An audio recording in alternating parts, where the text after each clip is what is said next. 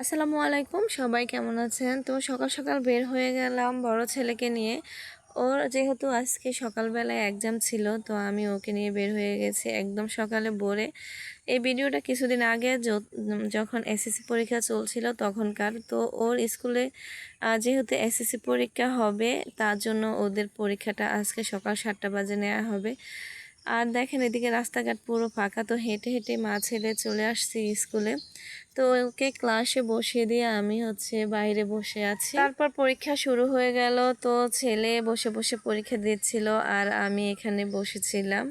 একেবারে ওকে নিয়ে যাব তাই আর যাই না। আর দেখেন পুরো স্কুলটাই ফাঁকা, আর মাঠের মধ্যে কতগুলা কুকুর বসে আছে। তারপর চলে আসি আর রান্না বসাবো।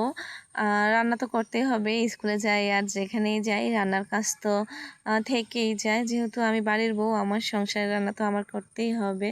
তো গরুর মাংস রান্না করব।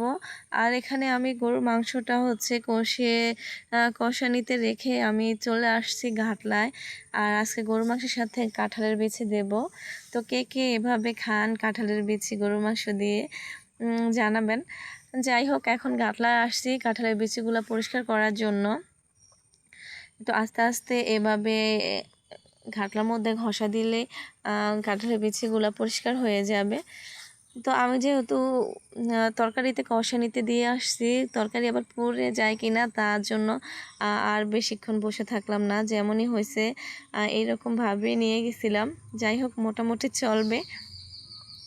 তা এখন কাঁঠালের বিচিগুলো ধুয়ে তারপর বাড়িতে চলে যাব।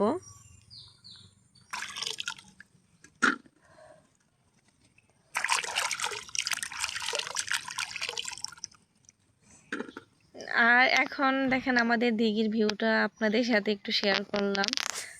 কি শান্ত নিরিবিলি পরিবেশ, মাশাআল্লাহ।